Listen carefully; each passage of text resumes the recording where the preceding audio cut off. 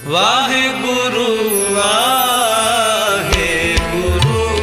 ਵਾਹਿਗੁਰੂ ਵਾਹਿਗੁਰੂ ਵਾਹਿਗੁਰੂ। ਸਤਿਨਾਮ ਵਾਹਿਗੁਰੂ।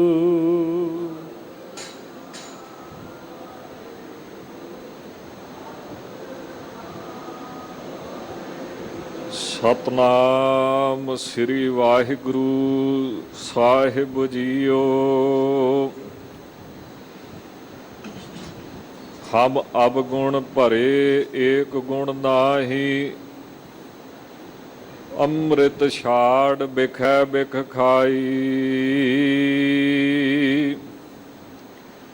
ਮਾਇਆ ਮੋਹ ਭਰਮ ਪੈ ਭੂਲੈ, ਸੁਤ ਦਾ ਰਾਸਿਉ ਪ੍ਰੀਤ ਲਗਾਈ। ਇਕ ਉੱਤਮ ਪੰਥ ਸੁਨਿਓ ਗੁਰ ਸੰਗਤ, ਤਿਹ ਮਿਲੰਤ ਜਮ ਤਰਾਸ ਮਿਟਾਈ।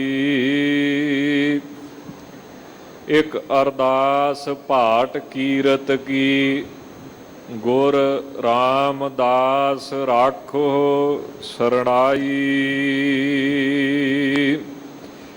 ਸੱਜਣ ਸੱਚਾ ਪਾਤਸ਼ਾਹ, ਸਿਰ ਸਾਹਾਦੈ ਸਾਹੋ। ਜਿਸ ਪਾਸ ਬੈਠਿਆ ਸੋਹੀਐ, ਸਭਨਾ ਦਾ ਵਿਸਾਹੋ।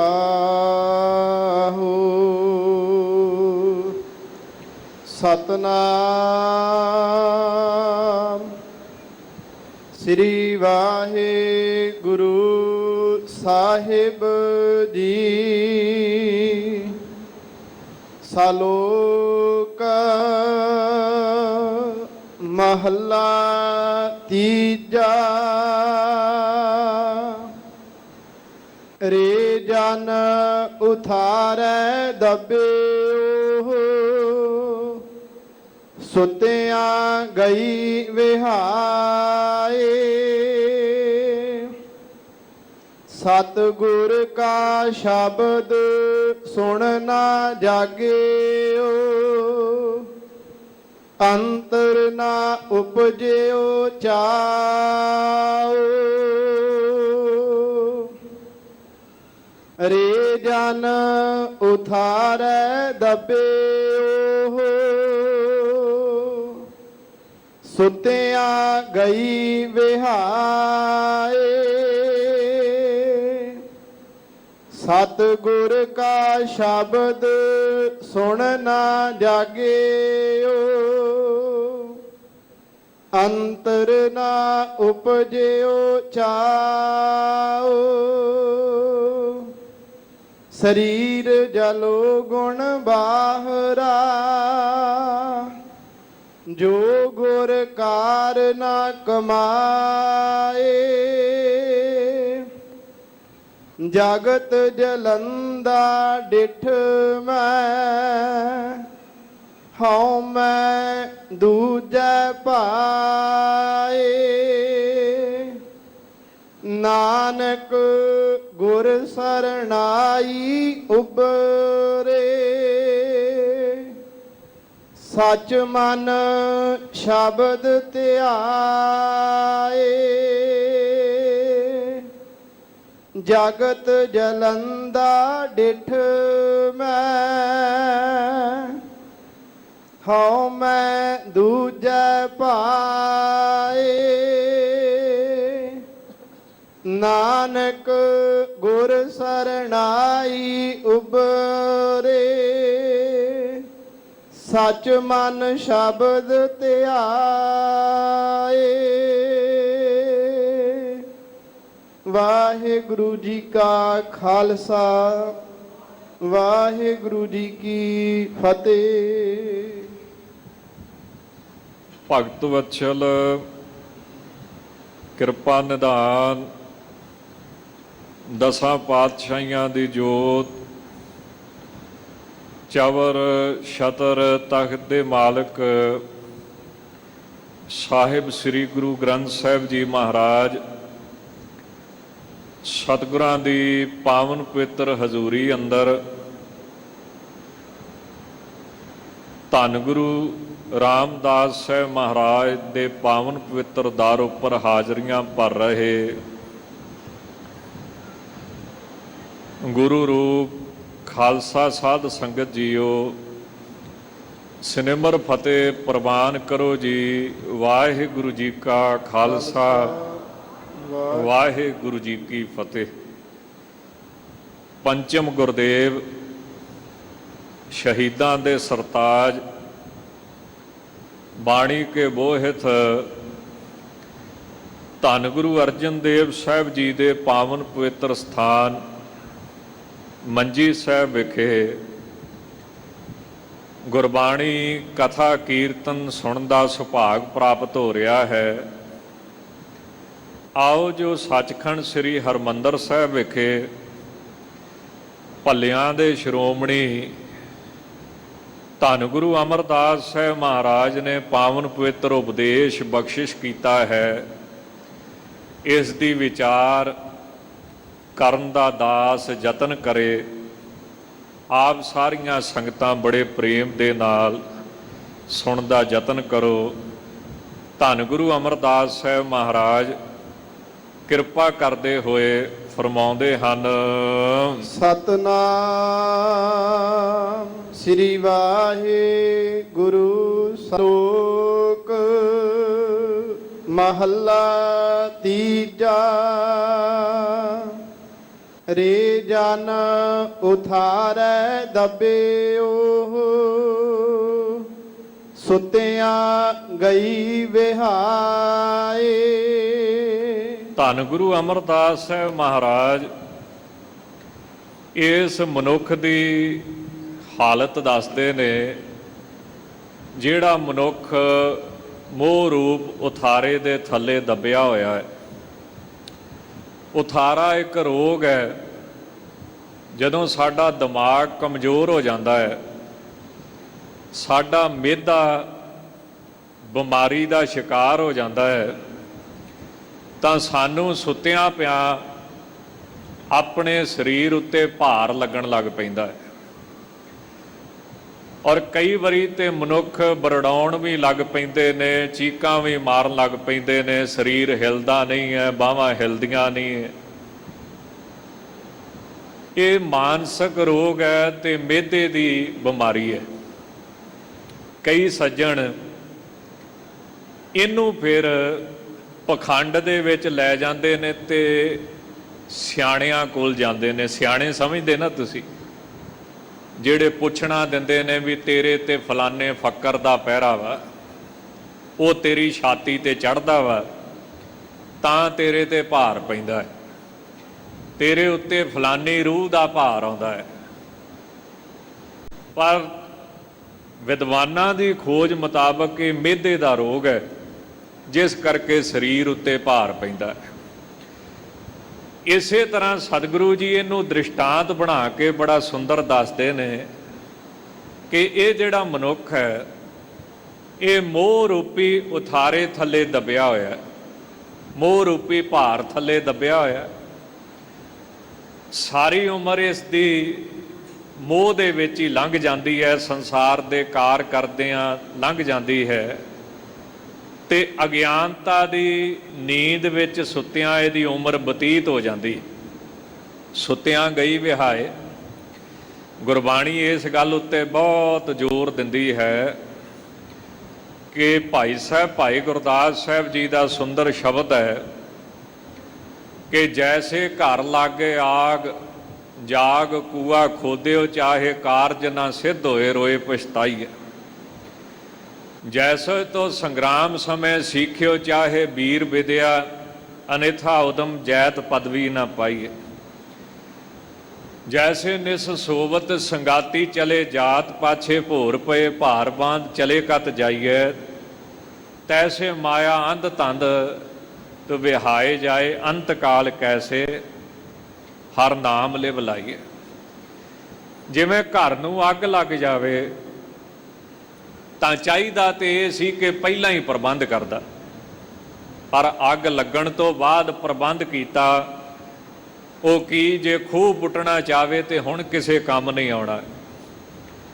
ਚਾਹੀਦੀ ਸੀ ਪਹਿਲਾਂ ਹੀ ਵੀਰ ਵਿਦਿਆ ਸਿੱਖਣੀ, ਸ਼ਸਤਰ ਵਿਦਿਆ ਸਿੱਖਣੀ, ਪਰ ਹੁਣ ਜਦੋਂ ਸਿਰ ਤੇ ਦੁਸ਼ਮਣ ਆਣ ਕੇ ਬਹਿ ਗਿਆ ਹੈ, ਉਹ ਮਾਰਨ ਵਾਸਤੇ ਤਿਆਰ ਹੈ, ਇਹ ਕਵੇ ਕਿ ਮੈਨੂੰ ਤੂੰ ਟਾਈਮ ਦੇ, ਮੈਂ ਹੁਣ ਗੱਤਕੇਬਾਜ਼ੀ ਸਿੱਖ ਲਾਂ, ਪਟੇਬਾਜ਼ੀ ਸਿੱਖ ਲਾਂ, ਤਾਂ ਕਹਿੰਦੇ ਹੁਣ ਕੋਈ ਫਾਇਦਾ ਨਹੀਂ, ਕੋਈ ਲਾਭ ਨਹੀਂ। ਇੱਦਾਂ ਭਾਈ ਸਾਹਿਬ ਦ੍ਰਿਸ਼ਟਾਂਤ ਦੇ ਕੇ ਕਹਿੰਦੇ ਨੇ ਚਾਹੀਦਾ ਸੀ ਕਿ ਮਰਨ ਤੋਂ ਪਹਿਲਾਂ ਜਿੰਨਾ ਚਿਰ ਇਸ ਸਰੀਰ ਦੇ ਵਿੱਚ ਸਵਾਸ ਸੀ, ਵਾਹਿਗੁਰੂ ਜੀ ਦਾ ਸਿਮਰਨ ਕਰਦਾ, ਪਰਉਪਕਾਰ ਕਰਦਾ, ਸਤ ਸੰਗਤ ਕਰਦਾ, ਪਰ ਉਹ ਤੇ ਕੀਤੀ ਨਹੀਂ। ਉਮਰ ਤੇ ਇਸੇ ਤਰ੍ਹਾਂ ਹੀ ਲੰਘਾ ਦਿੱਤੀ। ਹੁਣ ਜਦੋਂ ਮੌਤ ਸਿਰ ਤੇ ਆਣ ਕੇ ਖਲੋ ਗਈ ਹੈ ਵੀ ਚੱਲ, ਤੇ ਮੌਤ ਨੂੰ ਕਵੇ ਕਿ ਮੈਨੂੰ ਕੁਝ ਟਾਈਮ ਦਿਓ, ਮੈਂ ਹੁਣ ਬੰਦਗੀ ਕਰ ਲਾਂ, ਭਗਤੀ ਕਰ ਲਾਂ, ਤਾਂ ਮਹਾਰਾਜ ਕਹਿੰਦੇ ਕਿਸੇ ਕੰਮ ਨਹੀਂ ਹੈ। ਤਾਂ ਅਗਿਆਨਤਾ ਦੇ ਵਿੱਚ ਬੰਦੇ ਦੀ ਜਿਹੜੀ ਉਮਰ ਹੈ, ਬੇਸਮਝ ਪੁਣੇ ਵਿੱਚ, ਇਸੇ ਤਰ੍ਹਾਂ ਹੀ ਮਹਾਰਾਜ ਕਹਿੰਦੇ ਨੇ ਲੰਘ ਜਾਂਦੀ ਹੈ। ਸਤਿਗੁਰ ਕਾ ਸ਼ਬਦ ਸੁਣ ਨਾ ਜਾਗਿਓ, ਅੰਤਰ ਨਾ ਉਪਜਿਓ ਚਾਓ। ਸਤਿਗੁਰੂ ਜੀ ਦਾ ਉਪਦੇਸ਼ ਸੁਣ ਕੇ, ਸਿੱਖਿਆ ਸੁਣ ਕੇ ਇਸ ਨੂੰ ਜਾਗਣਾ ਚਾਹੀਦਾ ਸੀ। ਭਾਵ ਪਰਮੇਸ਼ਰ ਦੀ ਭਗਤੀ ਕਰਨੀ ਚਾਹੀਦੀ ਸੀ, ਪਰਉਪਕਾਰ ਕਰਨਾ ਚਾਹੀਦਾ ਸੀ, ਦਾਨ ਪੁੰਨ ਕਰਨਾ ਚਾਹੀਦਾ ਸੀ, ਭਲਾ ਕਰਨਾ ਚਾਹੀਦਾ ਸੀ। ਪਰ ਗੁਰੂ ਦੀ ਸਿੱਖਿਆ ਸੁਣ ਕੇ ਇਹਦੇ ਉੱਤੇ ਬਿਲਕੁਲ ਅਸਰ ਨਹੀਂ ਹੋਇਆ। ਰੁਪਈਏ ਜਿੰਨਾ ਵੀ ਇਹਦੇ ਤੇ ਅਸਰ ਨਹੀਂ ਪਿਆ ਕਿ ਗੁਰਬਾਣੀ ਕੀ ਕਹਿੰਦੀ ਹੈ, ਸਗੋਂ ਮਖੌਲ ਕਰ ਛੱਡਿਆ, ਠੱਠਾ ਕਰ ਛੱਡਿਆ, ਕੁਤਰਕਾਂ ਕਰ ਛੱਡੀਆਂ। ਤਰਕਾਂ ਵੀ ਨਹੀਂ, ਕੁਤਰਕਾਂ ਕਰ ਛੱਡੀਆਂ। ਗੁਰੂ ਦੇ ਉਪਦੇਸ਼ ਦਾ ਬਿਲਕੁਲ ਅਸਰ ਨਹੀਂ ਹੋਇਆ। ਸਤਿਗੁਰ ਕਾ ਸ਼ਬਦ ਸੁਣ ਨਾ ਜਾਗਿਓ, ਅੰਤਰ ਨਾ ਉਪਜਿਓ ਚਾਓ। ਭਗਤੀ ਕਰਨ ਦਾ ਚਾਅ ਨਹੀਂ ਪੈਦਾ ਹੋਇਆ, ਗੁਰਦੁਆਰੇ ਜਾਣ ਦਾ ਚਾਅ ਹੀ ਨਹੀਂ ਪੈਦਾ ਹੋਇਆ, ਅੰਮ੍ਰਿਤ ਛਕਣ ਦਾ ਚਾਅ ਹੀ ਨਹੀਂ ਪੈਦਾ ਹੋਇਆ। ਸਾਰੀ ਉਮਰ ਇਸੇ ਤਰ੍ਹਾਂ ਹੀ ਇਸ ਸੱਜਣ ਦੀ ਲੰਘ ਗਈ। ਇੱਕ ਸੱਜਣ ਨਾਮ ਜਪਣ ਵਾਲਿਆਂ ਨੂੰ ਨਾ ਬੜਾ ਕਿੰਤੂ ਪ੍ਰੰਤੂ ਕਰਦਾ ਹੈ। ਉਹਨੇ ਇੱਕ ਸ਼ਲੋਕ ਚੇਤੇ ਕਰ ਲਿਆ, ਆਪ ਜੀ ਨੇ ਵੀ ਸੁਣਿਆ ਹੋਊਗਾ ਵੀ ਮਾਲਾ ਫਿਰਤੀ ਹਾਥ ਮੈਂ, ਜੀਭ ਫਿਰੇ ਮੁਖ ਮਾਹੇ, ਠੌਰ ਠੌਰ ਮਨੁਆ ਫਿਰੇ ਯਹ ਤੋ ਸਿਮਰਨ ਨਾ ਹੈ। ਵੀ ਮਾਲਾ ਜਿਹੜੀ ਹੈ ਉਹ ਹੱਥ 'ਚ ਫਿਰਦੀ ਹੈ। ਹੁਣ ਜਿੱਦਾਂ ਮਾਲਾ ਘੁੰਮੀ ਜਾਂਦੀ ਹੈ ਨਾ, ਘੁੰਮੀ ਜਾਂਦੀ ਹੈ, ਇਸੇ ਤਰ੍ਹਾਂ ਜ਼ਬਾਨ ਘੁੰਮੀ ਜਾਂਦੀ ਹੈ, ਇਸੇ ਤਰ੍ਹਾਂ ਮਨ ਘੁੰਮੀ ਜਾਂਦਾ ਹੈ। ਇਹ ਤਾਂ ਸਿਮਰਨ ਨਹੀਂ ਨਾ। ਹੁਣ ਇਹ ਗੱਲ ਤੇ ਬਹੁਤ ਸੋਹਣੀ ਆ, ਪਰ ਇੱਥੇ ਉਹਨਾਂ ਆਖਿਆ ਵੀ ਇਹ ਸਿਮਰਨ ਨਹੀਂ ਆ। ਇੱਥੇ ਉਹਨਾਂ ਨੇ ਇਹ ਨਹੀਂ ਆਖਿਆ ਵੀ ਇਹ ਨਾਮ ਜਪ ਨਹੀਂ ਆ। ਇੱਥੇ ਸਿਰਫ ਇੰਨਾ ਕਿਹਾ ਵੀ ਸਿਮਰਨ ਨਹੀਂ। ਸਿਮਰਨ ਤੇ ਨਾਮ ਜਪ ਦੇ ਵਿੱਚ ਫਰਕ ਹੁੰਦਾ ਹੈ। ਨਾਮ ਜਪ ਹੁੰਦਾ ਜਿਹੜਾ ਤੁਸੀਂ ਜ਼ੁਬਾਨ ਦੇ ਨਾਲ ਕਰੀ ਜਾਣਾ, ਵਾਹਿਗੁਰੂ ਵਾਹਿਗੁਰੂ ਵਾਹਿਗੁਰੂ। ਸਿਮਰਨ ਉਹ ਹੁੰਦਾ ਜਦੋਂ ਮਨ ਵੀ ਟਿਕ ਜੇ। ਇੰਨਾ ਕੁ ਫਰਕ ਹੁੰਦਾ ਹੈ ਨਾਮ ਜਪ ਤੇ ਸਿਮਰਨ ਦੇ ਵਿੱਚ। ਸ਼੍ਰੀਮਾਨ ਸੰਤ ਅਤਰ ਸਿੰਘ ਜੀ ਮਸਤੂ ਆਣੇ ਵਾਲੇ, ਉਹਨਾਂ ਦੀ ਘਟਨਾ ਮੈਨੂੰ ਯਾਦ ਆ ਗਈ। ਨਾਮ ਜਪ ਤੇ ਸਿਮਰਨ, ਉਹ ਜਦੋਂ ਆਰਮੀ ਦੇ ਵਿੱਚੋਂ ਉਹਨਾਂ ਨੇ ਆਪਣੀ ਨੌਕਰੀ ਛੱਡੀ ਤਾਂ ਉਹਨਾਂ ਦੇ ਪਿਤਾ ਜੀ ਦੀ ਡੈਥ ਹੋ ਗਈ। ਵਰਾਗ ਦੀ ਸੱਟ ਵੱਜੀ। ਪਿਤਾ ਨਾਲ ਪਿਆਰ ਬੜਾ ਸੀ, ਮੋਹ ਬੜਾ ਸੀ, ਤਾਂ ਉਹ ਵਰਾਗ ਦੀ ਸੱਟ ਵੱਜੀ ਕਿ ਇਹ ਦੁਨੀਆ 4 ਦਿਨਾਂ ਦਾ ਮੇਲਾ ਹੈ। ਫਰੀਦਾ ਕਿੱਥੇ ਤੈਂਡੇ ਮਾਪਿਓ, ਜਿੰਨੀ ਤੂੰ ਜਣਿਓ। ਐਸੀ ਸੱਟ ਵੱਜੀ ਕਿ ਘਰੇ ਨਹੀਂ ਗਏ। ਚਿੱਠੀ ਪੜ੍ਹਦਿਆਂ ਵਰਾਗ ਹੋ ਗਿਆ ਤੇ ਸੱਚਖੰਡ ਸ੍ਰੀ ਹਜੂਰ ਸਾਹਿਬ ਚਲੇ ਗਏ। ਉੱਥੇ ਤਕਰੀਬਨ 1 ਲੱਖ ਪਾਠ ਜਪਜੀ ਸਾਹਿਬ ਦਾ ਕੀਤਾ। ਸ਼ਾਇਦ ਗੁਰੂ ਘਰ ਦਾ ਨਾਮ ਹੈ ਨਗੀਨਾ ਘਾਟ, ਤੇ 25,000 ਪਾਠ ਜਪਜੀ ਸਾਹਿਬ ਦਾ ਗੁਰਦੁਆਰਾ ਸ਼ਿਕਾਰ ਘਾਟ ਇਧਰ ਵਾਲੇ ਗੁਰੂ ਘਰਾਂ ਵਿੱਚ ਕੀਤਾ। ਹੁਣ ਜਦੋਂ ਉਹ ਸਿਮਰਨ ਕਰਨ ਤਾਂ ਸਿਮਰਨ ਕਰਦਿਆਂ ਉਹਨਾਂ ਦਾ ਧਿਆਨ ਨਾ ਵਾਰੀ-ਵਾਰੀ ਝਾੜੀਆਂ ਵੱਲ ਜਾਵੇ। ਗੋਦਾਵਰੀ ਦਾ ਕੰਢਾ ਝਾੜੀਆਂ, 15 ਕੁ ਦਿਨੀ ਫੇਰ ਧਿਆਨ ਉਹਨਾਂ ਦਾ ਝਾੜੀਆਂ ਵੱਲ ਜਾਵੇ। ਅਖੀਰ ਗੱਲ ਕੀ ਸੀ ਕਿ ਜਦੋਂ ਉਹ ਤੁਰੇ ਨਾ ਉੱਥੋਂ ਆਰਮੀ ਚੋਂ, ਉਹਨਾਂ ਦੇ ਕਿਸੇ ਨਾਲ ਦੇ ਸੱਜਣ ਨੇ ਉਹਨਾਂ ਨੂੰ ਕੁਝ ਰੁਪਈਏ ਦਿੱਤੇ, ਆ ਲੈ ਜਾਓ, ਰਸਤੇ ਵਿੱਚ ਕੰਮ ਆਉਣਗੇ, ਪੈਸਾ ਚੰਗਾ ਹੁੰਦਾ। ਕਮਾਇਆ ਕੀ ਆ ਗੁਜ਼ਰਾਨ, ਇਹ ਕੰਮ ਆਵੇਗੀ। ਉਹਨੂੰ ਕੱਪੜੇ 'ਚ ਵਲੇਟ ਕੇ ਤੇ ਝਾੜੀਆਂ 'ਚ ਰੱਖਤਾ ਵੀ ਕਿਤੇ ਲੋੜ ਪਊਗੀ ਤੇ ਵਰਤ ਲਾਂਗੇ। ਸਰੀਰ ਢਿੱਲਾ ਹੋ ਜਾਂਦਾ ਹੈ, ਮੱਠਾ ਹੋ ਜਾਂਦਾ ਹੈ, ਹੋਰ ਬੜੀਆਂ ਲੋੜਾਂ ਨੇ ਸਰੀਰ ਦੀਆਂ। ਪਰ ਜਦੋਂ ਹੁਣ ਪਾਠ ਕਰਨ ਬਹਿਣ ਤੇ ਮਨ ਮੁੜ ਕੇ ਝਾੜੀਆਂ ਵੱਲ ਜਾਵੇ, ਕਿਸੇ ਨੇ ਕੱਢ ਨਾ ਲਏ ਹੋਣ, ਕਿਸੇ ਨੇ ਚੁੱਕ ਨਾ ਲਏ ਹੋਣ, 10-15 ਦਿਨੀ ਫੇਰ ਉਧਰ ਨੂੰ ਅਖੀਰ ਇੱਕ ਦਿਨ ਫੈਸਲਾ ਕਰ ਲਿਆ ਕਿ ਇਦਾਂ ਤੇ ਭਗਤੀ ਨਹੀਂ ਹੋਣੀ। ਉਹ ਚੁੱਕ ਕੇ ਪੈਸੇ ਜਿਹੜੇ ਸੀ ਗੋਦਾਵਰੀ 'ਚ ਵਗਾ ਮਾਰੇ ਸਾਰੇ, ਤੇ ਹੱਸ ਕੇ ਕਹਿਣ ਲੱਗੇ ਸਿਆਪਾ ਨਿਬੜਿਆ, ਤੇ ਫਿਰ ਚੌਂਕੜਾ ਮਾਰ ਕੇ ਜਪਜੀ ਸਾਹਿਬ ਦੇ ਅਭਿਆਸ 'ਚ ਬਹਿ ਗਏ। ਸਿਮਰਨ ਕੀ ਹੈ? ਜਦੋਂ ਸਾਡਾ ਮਨ ਬਿਲਕੁਲ ਦੌੜਨੋਂ ਹਟ ਜਾਵੇ। ਨਾਮ ਜਪ ਕੀ ਹੈ? ਮਨ ਭਾਵੇਂ ਆਸੇ-ਪਾਸੇ ਭੱਜਾ ਫਿਰਦਾ ਹੈ, ਪਰ ਜਿਹੜੀ ਜ਼ੁਬਾਨ ਵਾਹਿਗੁਰੂ ਵਾਹਿਗੁਰੂ ਕਰਦੀ, ਉਹ ਨਿਸਬਲ ਥੋੜੀ ਜਾਂਦੀ ਹੈ, ਉਹ ਵਿਅਰਥ ਥੋੜੀ ਜਾਂਦੀ ਹੈ। ਤਾਂ ਸਾਡੇ ਕੋਲੇ ਬੜੀਆਂ ਦਲੀਲਾਂ ਨੇ ਜਿਹੜੀਆਂ ਸਾਨੂੰ ਵਾਹਿਗੁਰੂ ਜੀ ਵੱਲੋਂ ਤੋੜ ਦਿੰਦੀਆਂ। ਹਾਲਾਂਕਿ ਇਸ ਸ਼ਲੋਕ ਦੇ ਵਿੱਚ ਕਿਹਾ ਵੀ ਸਿਮਰਨ ਨਹੀਂ ਆ, ਪਰ ਇਹ ਕਿਤੇ ਨਹੀਂ ਕਿਹਾ ਵੀ ਨਾਮ ਜਪ ਨਹੀਂ ਆ, ਇਹ ਕਿਤੇ ਨਹੀਂ ਕਿਹਾ ਵੀ ਤੇਰੀ ਜ਼ੁਬਾਨ ਸਫਲੀ ਨਹੀਂ ਹੁੰਦੀ। ਵਾਹਿਗੁਰੂ ਵਾਹਿਗੁਰੂ ਕਿਹਾ ਤੇਰੀ ਜ਼ੁਬਾਨ ਤੇ ਸਫਲੀ ਹੁੰਦੀ ਆ, ਭਾਵੇਂ ਮਨ ਟਿਕੇ ਨਾ ਟਿਕੇ, ਇਹ ਤਾਂ ਵੱਖਰੀ ਗੱਲ ਹੈ। ਗਰੁੜ ਪੁਰਾਣ ਦੇ ਵਿੱਚ ਇੱਕ ਬੜਾ ਸੋਹਣਾ ਨਾ ਸੰਸਕ੍ਰਿਤ 'ਚ ਸ਼ਲੋਕ ਆਉਂਦਾ ਹੈ ਵੀ ਪਰਮਾਤਮਾ ਦਾ ਨਾਮ ਅੱਗ ਹੈ, ਅੱਗ ਨੂੰ ਤੁਸੀਂ ਜਿਹੜੇ ਮਰਜ਼ੀ ਪਾਸਿਓਂ ਹੱਥ ਪਾਓ, ਭਾਵੇਂ ਅੱਗ ਨੂੰ ਤੁਸੀਂ ਪਿਆਰ ਨਾਲ ਹੱਥ ਪਾਓ, ਭਾਵੇਂ ਅੱਗ ਨੂੰ ਤੁਸੀਂ ਗੁੱਸੇ ਹੋ ਕੇ ਹੱਥ ਪਾਓ, ਭਾਵੇਂ ਅੱਗ ਨੂੰ ਤੁਸੀਂ ਮਜਬੂਰ ਹੋ ਕੇ ਹੱਥ ਪਾਓ, ਅੱਗ ਦਾ ਕੰਮ ਕੀ ਹੈ? ਸਾੜਨਾ ਹੀ ਸਾੜਨਾ ਹੈ।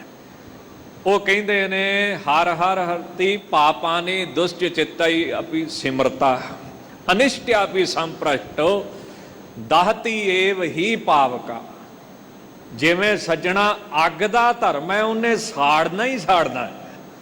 ਵਾਹਿਗੁਰੂ ਦਾ ਨਾਮ ਭਾਵੇਂ ਜਪ ਪ੍ਰੇਮ ਨਾਲ, ਭਾਵੇਂ ਜਪ ਗੁੱਸੇ ਨਾਲ, ਭਾਵੇਂ ਜਪ ਪੈਸੇ ਲੈ ਕੇ, ਭਾਵੇਂ ਜਪ ਮਜਬੂਰੀ ਕਾਰਨ, ਇਹਦਾ ਕੰਮ ਹੈ ਇਹਨੇ ਤੇਰੇ ਮਾੜੇ ਔਗਣ ਸਾੜਨੇ ਹੀ ਸਾੜਦੇ। ਹੁਣ ਦੇਖੋ ਕਿੱਡਾ ਸੋਹਣਾ ਉਪਦੇਸ਼ ਹੈ, ਪਰ ਸਾਡੀਆਂ ਦਲੀਲਾਂ ਇਦਾਂ ਦੀਆਂ ਨੇ ਕਿ ਅਸੀਂ ਗੁਰੂ ਦੀ ਸਿੱਖਿਆ ਸੁਣ ਕੇ ਵੀ ਨਹੀਂ ਜਾਗਦੇ, ਤੇ ਨਾਮ ਜਪਣ ਨੂੰ ਕੀ ਕਹਿ ਦਿੱਤਾ? ਇਹ ਜੀ ਤੋਤਾ ਰਟਨ, ਇਹ ਤੇ ਜੀ ਆ ਵਾ, ਇਹ ਤੇ ਜੀ ਆ। ਤਾਂ ਮਹਾਰਾਜ ਕਹਿੰਦੇ ਨੇ ਕਿ ਬੀਤ ਜੈ ਹੈ ਜਨਮ ਅਕਾਜ ਰੇ, ਨਿਸ ਦਿਨ ਤੂੰ ਸੁਣ ਕੇ ਪੁਰਾਨ, ਰਾਤ ਦਿਨ ਕਥਾ ਵੀ ਸੁਣੀ ਪਰ ਕੋਈ ਅਸਰ ਹੀ ਨਹੀਂ ਹੈ। ਸਮਝਤ ਨ ਰੇ ਅਜਾਨ, ਇਸੇ ਤਰ੍ਹਾਂ ਪੇਖਤ ਚਾਖਤ ਕਹੀਅਤ ਅੰਧਾ, ਸੁਣੀਅਤ ਸੁਣੀਏ ਨਾਹੀ। ਸਭ ਕੁਝ ਅੱਖਾਂ ਨਾਲ ਦੇਖਿਆ ਤਾਂ ਵੀ ਅਸਰ ਨਹੀਂ ਪਿਆ, ਸਭ ਕੁਝ ਕੰਨਾਂ ਨਾਲ ਸੁਣਿਆ ਤਾਂ ਵੀ ਅਸਰ ਨਹੀਂ ਪਿਆ। ਤਾਂ ਮਹਾਰਾਜ ਕਹਿੰਦੇ ਗੁਰੂ ਦਾ ਸ਼ਬਦ ਸੁਣ ਕੇ ਇਹ ਜਾਗਿਆ ਨਹੀਂ। ਆ ਦੇਖੋ ਕਰੋਨਾ ਵਾਇਰਸ ਚੱਲਦਾ ਪਿਆ, ਮੋਹ ਦੇ ਵਿੱਚ ਉਮਰ ਲੰਘਾਈ ਨਾ। ਇੱਕ ਸੱਜਣ ਸੀ, ਬੜੀ ਮਿਹਨਤ ਕੀਤੀ, ਸਰਕਾਰੀ ਅਫਸਰ ਸੀ, ਜਲੰਧਰ ਦੀ ਗੱਲ ਹੈ ਜੀ, ਬੜੀ ਵੱਡੀ ਪੋਸਟ, ਬੱਚੇ ਇੱਥੋਂ ਤੱਕ ਅਮਰੀਕਾ ਕੈਨੇਡਾ ਤੱਕ ਸੈਟਲ ਕੀਤੇ, ਪਰ ਉਧਰੋਂ ਆ ਬਿਮਾਰੀ ਆ ਗਈ ਕਰੋਨਾ, ਉਹਨਾਂ ਦੀ ਡੈਥ ਹੋ ਗਈ। ਹੁਣ ਜਿਸ ਪਰਿਵਾਰ ਦੀ ਖਾਤਰ ਉਹਨਾਂ ਨੇ ਮਿਹਨਤ ਕੀਤੀ ਸੀ, ਉਹ ਪਰਿਵਾਰ ਦਾ ਫੋਨ ਆਉਂਦਾ ਹੈ ਕਿ ਭਾਈ ਸਾਹਿਬ ਤੁਹਾਡੇ ਨਾਲ ਪਿਤਾ ਜੀ ਦਾ ਬਹੁਤ ਪ੍ਰੇਮ ਸੀ, ਇੱਕ ਰਿਕੁਐਸਟ ਹੈ। ਅੱਗਿਓਂ ਭਾਈ ਸਾਹਿਬ ਕਹਿੰਦੇ ਦੱਸੋ ਕਿਹੜੀ? ਕੀ ਤੁਸੀਂ ਸਾਡੇ ਪਿਤਾ ਜੀ ਦਾ ਸੰਸਕਾਰ ਕਰਵਾ ਸਕਦੇ ਹੋ? ਸਾਡੇ ਤੋਂ ਆਇਆ ਨਹੀਂ ਜਾਣਾ। ਇੰਨਾ ਡਰ ਕਰੋਨਾ ਦਾ। ਜਿਸ ਪਿਓ ਨੇ ਸੈਟਲ ਕੀਤੇ, ਸਾਰੀ ਉਮਰ ਜਿਸ ਪਿਓ ਨੇ ਬੱਚਿਆਂ ਖਾਤਰ ਲਾਈ, ਉਹ ਅੱਜ ਮੌਤ ਤੋਂ ਇੰਨੇ ਡਰ ਗਏ ਨੇ ਕਿ ਪਿਓ ਵੀ ਪਿਓ ਨਹੀਂ ਲੱਗਦਾ ਪਿਆ, ਪਿਓ ਵੀ ਮੌਤ ਲੱਗਦਾ ਪਿਆ ਹੈ। ਚਲੋ ਭਾਈ ਸਾਹਿਬ ਕਹਿੰਦੇ ਕੋਈ ਗੱਲ ਨਹੀਂ।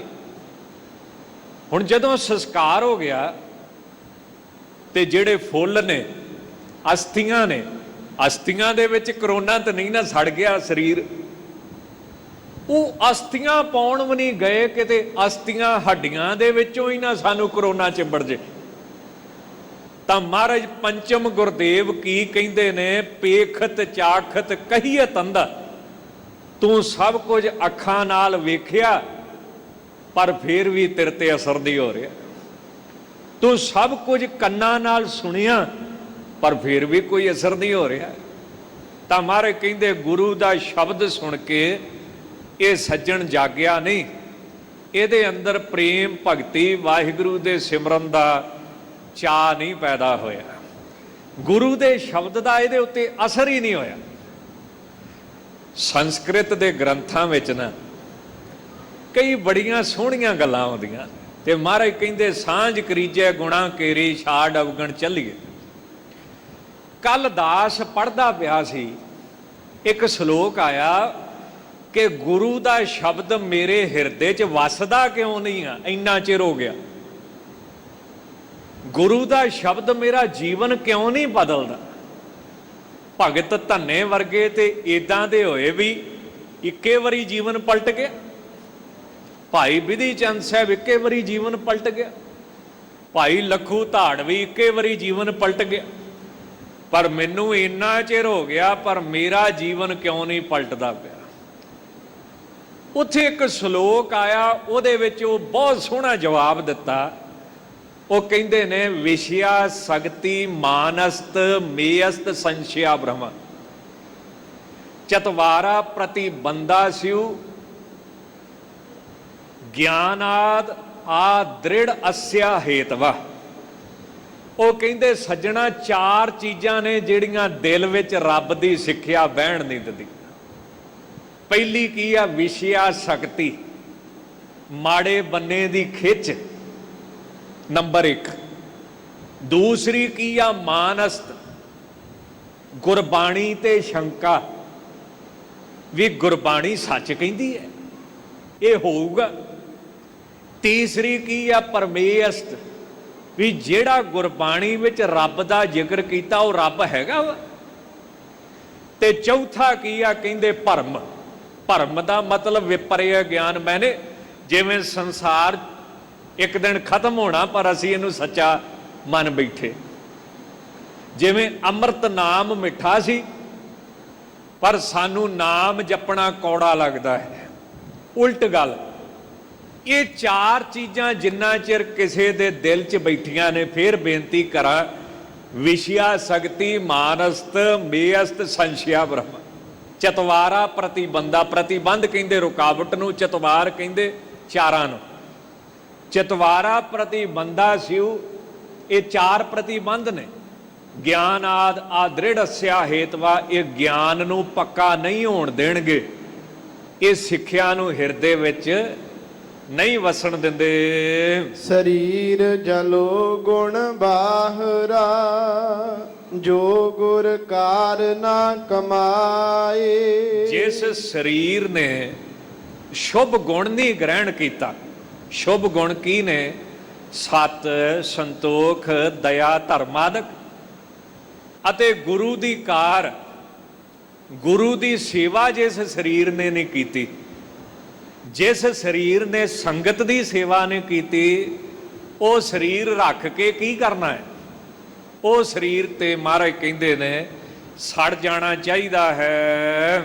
ਜਗਤ ਜਲੰਦਾ ਡਿਠ ਮੈਂ, ਹਉ ਮੈਂ ਦੂਜੈ ਪਾਏ। ਵੈਸੇ ਵੀ ਇਹ ਜਿਹੜਾ ਸੰਸਾਰ ਹੈ ਇਹ ਹਉਮੈ ਵਿੱਚ ਤੇ ਦੂਜੇ ਭਾ ਦਵੈਤ ਵਿੱਚ ਪਰਮਾਤਮਾ ਨੂੰ ਛੱਡ ਕੇ ਜਿਹੜਾ ਦੂਜੇ ਤੇ ਭਰੋਸਾ ਕਰਨਾ ਹੈ, ਦੂਜੇ ਦੀ ਅਹਿਮੀਅਤ ਜ਼ਿੰਦਗੀ 'ਚ ਰੱਖਣੀ ਹੈ, ਉਹ ਭਾਵੇਂ ਸੰਸਾਰ ਹੈ, ਉਹ ਭਾਵੇਂ ਪੈਸਾ ਹੈ, ਕੋਈ ਵੀ ਦੂਜਾ ਹੈ ਪਰਮਾਤਮਾ ਨੂੰ ਛੱਡ ਕੇ। ਇਹਦੇ ਵਿੱਚ ਇਹ ਸਾਰਾ ਸੰਸਾਰ ਮਹਾਰਾਜ ਕਹਿੰਦੇ ਮੈਂ ਸੜਦਾ ਦੇਖਿਆ ਹੈ, ਹਉਮੈ ਕਰਕੇ ਸੜਦੇ ਰਹਿੰਦੇ ਹਨ। ਨਾਨਕ ਗੁਰ ਸਰਣਾਈ ਉਬਰੇ, ਸੱਚ ਮਨ ਸ਼ਬਦ ਧਿਆਏ। ਜਿਹੜੇ ਗੁਰੂ ਦੀ ਸ਼ਰਨ ਪੈਣਗੇ ਔਰ ਸੱਚੇ ਮਨ ਦੇ ਨਾਲ ਗੁਰੂ ਸਾਹਿਬ ਦੇ ਸ਼ਬਦ ਨੂੰ ਧਿਆਉਣਗੇ, ਇਹ ਉਹ ਗੁਰੂ ਕੇ ਸਿੱਖ ਹਉਮੈ ਦੀ ਅੱਗ ਤੇ ਦਵੈਤ ਭਾਵ ਦੇ ਵਿੱਚ ਸੜਨ ਤੋਂ ਬਚ ਜਾਣਗੇ। ਸਤਿਗੁਰੂ ਜੀ ਨੂੰ ਸਵਾਲ ਕੀਤਾ ਕਿ ਸੱਚੇ ਪਾਤਸ਼ਾਹ ਜੀ, ਇਹ ਹਉਮੈ ਕਿੱਦਾਂ ਮਰੇ, ਜਿਸ ਹਉਮੈ ਵਿੱਚ ਸਾਰਾ ਸੰਸਾਰ ਸੜਦਾ ਰਹਿੰਦਾ ਹੈ? ਤਾਂ ਧੰਨ ਗੁਰੂ ਅਮਰਦਾਸ ਸਾਹਿਬ ਮਹਾਰਾਜ ਕਿਰਪਾ ਕਰਕੇ ਜਵਾਬ ਦਿੰਦੇ ਹਨ। ਮਹਲਾ ਤੀਜਾ, ਸ਼ਬਦ ਰਤੇ ਹਉਮੈ ਗਾਈ, ਸੋਭਾਵੰਤੀ ਨਾਰ। ਜਿਹੜੀਆਂ ਜੀਵ ਰੂਪ ਇਸਤਰੀਆਂ, ਮਹਾਤਮਾ ਰੂਪ ਸਖੀਆਂ, ਨਾਰ ਸ਼ਬਦ ਇਸਤਰੀਆਂ, ਮਹਾਤਮਾ ਰੂਪ ਸਖੀਆਂ, ਜਿਨ੍ਹਾਂ ਨੇ ਆਪਣੇ ਮਨ ਨੂੰ ਸ਼ਬਦ ਦੇ ਨਾਲ ਰੰਗ ਲਿਆ ਹੈ, ਉਹਨਾਂ ਦੇ ਅੰਦਰੋਂ ਹਉਮੈ ਜਿਹੜੀ ਹੈ ਉਹ ਚਲੇ ਜਾਂਦੀ ਹੈ। ਜਿਨ੍ਹਾਂ ਨੇ ਗੁਰੂ ਉਪਦੇਸ਼ ਨੂੰ ਆਪਣੇ ਮਨ ਦੇ ਵਿੱਚ ਵਸਾ ਲਿਆ ਹੈ, ਆਪ ਹੈਰਾਨ ਹੋਵੋਗੇ। ਆਸਾ ਜੀ ਦੀ ਵਾਰ ਦੇ ਵਿੱਚ ਸ਼ਬਦ ਆਉਂਦਾ ਪਿਆ ਸੀ, ਗੁਰ ਸਿੱਖਾਂ ਕੀ ਘਾਲ ਥਾਏ ਪਈ, ਜਿਨ ਹਰ ਨਾਮ ਧਿਆਵਾ। ਦਾਸ ਜਦੋਂ ਪਹੁੰਚਿਆ ਇੱਥੇ ਤਾਂ ਰਾਗੀ ਸਿੰਘ ਜੀ ਪੜ੍ਹਦੇ ਪਏ ਸੀ, ਗੁਰ ਸਿੱਖਾਂ ਕੀ ਘਾਲ ਥਾਏ ਪਈ। ਅੱਛਾ, ਜੇ ਸਵਾਲ ਕੀਤਾ ਜਾਵੇ ਗੁਰਸਿੱਖਾਂ ਦੀ ਕਿਉਂ? ਪਹਿਲਾਂ ਏਡੇ ਵੱਡੇ ਰਿਸ਼ੀ ਮੁਨੀ ਹੋਏ ਨੇ, ਉਹਨਾਂ ਇੰਨਾ ਤਪ ਕੀਤਾ, ਉਹਨਾਂ ਦੀ ਕਿਉਂ ਨਾ ਥਾਂ ਪਈ? ਉਹਨਾਂ ਵਰੀ ਤੇ ਆਪ ਜੀ ਨੇ ਕਹਿਤਾ ਵੀ ਤੀਰਥ ਵਰਤ ਅਰਦਾਨ ਕਰ, ਮਨ ਮੈਂ ਧਰੇ ਗੁਮਾਨ, ਨਾਨਕ ਨੇ ਪਲ ਜਾਤ ਜੇ ਜਿਉਂ ਕੁੰਚਰ। ਉਹਨਾਂ ਦੀ ਕਿਉਂ ਨਾ ਥਾਂ ਪਈ? ਤੁਸੀਂ ਹੈਰਾਨ ਹੋਵੋਗੇ, ਗੁਰਸਿੱਖ ਕਮਾਈ ਕਰੇ ਤੇ ਮਹਾਰਾਜ ਥਾਂ ਪਾਏਗਾ, ਪਰਮਾਤਮਾ ਪ੍ਰਵਾਨ ਕਰੇਗਾ। ਹੋਰ ਕੋਈ ਕਮਾਈ ਕਰੇ ਤੇ ਮਾਫ ਕਰਿਓ, ਪਰਮਾਤਮਾ ਪ੍ਰਵਾਨ ਨਹੀਂ ਕਰੇਗਾ। ਆਪਾਂ ਰੋਜ਼ ਪੜ੍ਹਦੇ ਹਾਂ ਗੁਰਸਿੱਖਾਂ ਕੀ ਘਾਲ ਥਾਏ ਪਈ। ਇਹਦਾ ਜਵਾਬ ਸਾਨੂੰ ਸਤਿਗੁਰੂ ਨੇ ਦਿੱਤਾ ਹੈ ਕਿ ਗੁਰਸਿੱਖ ਦੇ ਵਿੱਚ ਇੱਕ ਫਰਕ ਹੈ। ਉਹ ਕਮਾਈ ਕਰਕੇ ਹਉਮੈ ਨਹੀਂ ਕਰਦਾ, ਉਹ ਕਮਾਈ ਕਰਕੇ ਹੱਥ ਜੋੜ ਕੇ ਕੀ ਕਹਿੰਦਾ ਹੈ ਕਿ ਮੇਰੇ ਸੱਚੇ ਪਾਤਸ਼ਾਹ, ਇਹ ਨਿਤਨੇਮ ਦੀ ਜਿਹੜੀ ਸੇਵਾ ਹੈ ਤੁਸੀਂ ਤਰਸ ਕਰਕੇ ਮੇਰੇ ਤੋਂ ਲਈ ਹੈ। ਉਹ ਇਹ ਨਹੀਂ ਕਹਿੰਦਾ ਵੀ ਮੈਂ ਨਿਤਨੇਮ ਕੀਤਾ, ਉਹ ਇਹ ਨਹੀਂ ਕਹਿੰਦਾ ਵੀ ਮੈਂ ਰੋਜ਼ ਆਪ ਜੀ ਦੀ ਕਥਾ ਸੁਣਦਾ, ਮੈਂ ਰੋਜ਼ ਹਰਿਮੰਦਰ ਸਾਹਿਬ ਮੱਥਾ ਟੇਕਣ ਜਾਣਾ। ਗੁਰਸਿੱਖ ਦੀ ਭਾਵਨਾ ਕੀ ਹੈ? ਉਹ ਕਹਿੰਦਾ ਨਿਤਨੇਮ ਦੀ ਸੇਵਾ ਤੁਸੀਂ ਤਰਸ ਕਰਕੇ ਅੱਜ ਮੇਰੇ ਤੋਂ ਲਈ ਹੈ, ਨਹੀਂ ਤੇ ਕੋਈ ਏਦਾਂ ਹੀ ਗੱਲ ਨਹੀਂ ਆ। ਮਹਾਰਾਜ ਚਾਹਵੇ ਤੇ ਹੋਰ ਕਿਸੇ ਤੋਂ ਵੀ ਨਿਤਨੇਮ ਦੀ ਸੇਵਾ ਲੈ ਸਕਦਾ। ਤਾਂ ਗੁਰਸਿੱਖ ਨੂੰ ਮਹਾਰਾਜ ਨੇ ਇੱਕ ਗੁਣ ਦਿੱਤਾ ਹੈ, ਉਹ ਕੀ ਕਿ ਜੋ ਵੀ ਪ੍ਰਮਾਤਮਾ ਦੀ ਕਮਾਈ ਹੈ, ਸੇਵਾ ਦੀ, ਸਿਮਰਨ ਦੀ, ਇਹ ਪ੍ਰਮਾਤਮਾ ਆਪ ਹੀ ਤਰਸ ਕਰਕੇ ਕਰਾਉਂਦਾ ਹੈ। ਆਪ ਜਪਾਏ ਜਪੈ ਸੋ ਨਾਉ, ਆਪ ਗਵਾਏ ਸੋ ਹਰ ਗੁਣ ਗਾਓ। ਪ੍ਰਭੂ ਕਿਰਪਾ ਕਰੇ ਤੇ ਨਾਮ ਜਪਿਆ ਜਾਂਦਾ ਹੈ। ਪ੍ਰਭੂ ਕਿਰਪਾ ਕਰੇ ਤੇ ਗੁਰਦੁਆਰੇ ਹਾਜ਼ਰੀ ਭਰੀ ਜਾਂਦੀ ਹੈ, ਕੀਰਤਨ ਸੁਣਿਆ ਜਾਂਦਾ ਹੈ, ਕਥਾ ਸੁਣੀ ਜਾਂਦੀ ਹੈ ਤੇ ਹੱਥੀਂ ਸੇਵਾ ਜੇ ਆਪ ਸੱਚੇ ਪਾਤਸ਼ਾਹ ਕਿਰਪਾ ਕਰਨ ਤੇ ਹੁੰਦੀ ਹੈ। ਇਸ ਗੁਣ ਕਰਕੇ ਗੁਰਸਿੱਖਾਂ ਕੀ ਘਾਲ ਥਾਏ ਪੁਰੇ। ਗੁਰੂ ਕੇ ਸਿੱਖਾਂ ਦੀ ਘਾਲ ਵਾਹਿਗੁਰੂ ਪਰਮੇਸ਼ਰ ਥਾਂ ਪਾਉਂਦਾ ਹੈ। ਤਾਂ ਧੰਨ ਗੁਰੂ ਅਮਰਦਾਸ ਸਾਹਿਬ ਕਹਿੰਦੇ ਨੇ ਕਿ ਜਿਨ੍ਹਾਂ ਜੀਵ ਰੂਪ ਮਹਾਤਮਾ ਰੂਪ ਸਖੀਆਂ ਨੇ ਆਪਣੇ ਮਨ ਦੇ ਵਿੱਚ ਗੁਰੂ ਦੇ ਸ਼ਬਦ ਨੂੰ ਵਸਾ ਲਿਆ ਹੈ, ਉਹਨਾਂ ਦੀ ਹਉਮੈ ਮਰ ਗਈ ਹੈ। ਉਹਨਾਂ ਨੂੰ ਪਤਾ ਵਾ ਕਿ ਇਹ ਕੰਮ ਪਰਮਾਤਮਾ ਹੀ ਕਰਾਵੇ ਤੇ ਹੋ ਸਕਦਾ ਹੈ। ਹਾਰੀ ਸਾਰੀ ਦੇ ਵਾਸਤੇ ਗੱਲ ਨਹੀਂ ਹੈ। ਜਿੱਤੇ ਮਾਲਕ ਤਰਸ ਕਰੇ, ਮਿਹਰ ਕਰੇ, ਐਸੀਆਂ ਮਹਾਤਮਾ ਰੂਪ ਸਖੀਆਂ ਜਿਨ੍ਹਾਂ ਦੀ ਹਉਮੈ ਮਰ ਗਈ ਹੈ, ਉਹ ਸੋਭਾ ਵਾਲੀਆਂ ਹਨ। ਫਿਰ ਕੈ ਭਾਣ ਸਦਾ ਚੱਲੈ ਤਾਂ ਬਨਿਆ ਸੀਗਾਰ। ਉਹ ਵਾਹਿਗੁਰੂ ਜੀ ਪਤੀ ਪਰਮਾਤਮਾ ਦੇ ਭਾਣੇ ਵਿੱਚ, ਰਜ਼ਾ ਦੇ ਵਿੱਚ, ਹੁਕਮ ਦੇ ਵਿੱਚ ਹਮੇਸ਼ਾ ਚੱਲਦੀਆਂ ਨੇ। ਉਹਨਾਂ ਦਾ ਜਿਹੜਾ ਸ਼ਿੰਗਾਰ ਕੀਤਾ ਹੋਇਆ ਹੈ ਉਹ ਸਾਰਾ ਬਣ ਜਾਂਦਾ ਹੈ, ਸਫਲ ਹੁੰਦਾ ਹੈ। ਸ਼ਿੰਗਾਰ ਕਾਹਦਾ?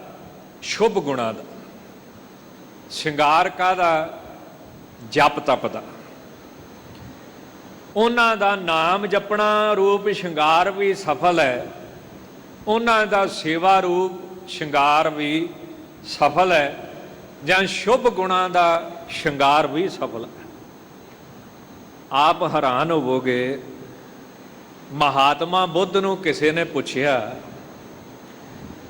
ਕਿ ਮਹਾਤਮਾ ਜੀ ਕਰਮ ਕਿਹਨੂੰ ਕਹਿੰਦੇ ਆ? ਵੈਸੇ ਧਾਰਮਿਕ ਗ੍ਰੰਥਾਂ ਵਿੱਚ 3 ਚੀਜ਼ਾਂ ਨੂੰ ਕਰਮ ਕਿਹਾ ਗਿਆ ਹੈ, ਮਨ, ਬਾਣੀ ਤੇ ਸਰੀਰ ਨੂੰ। ਤੁਸੀਂ ਸਰੀਰ ਨਾਲ ਜੋ ਕਰੋ ਉਹ ਕਰਮ ਹੈ। ਅੱਛਾ, ਸਰੀਰ ਨਾਲ ਨਾ ਵੀ ਕਰੋ, ਮਨ ਨਾਲ ਵੀ ਜੇ ਤੁਸੀਂ ਸੋਚਦੇ ਹੋ ਉਹ ਵੀ ਕਰਮ ਹੈ, ਤੇ ਜ਼ਬਾਨ ਨਾਲ ਜੋ ਕਰਦੇ ਹੋ ਉਹ ਵੀ ਕਰਮ ਹੈ।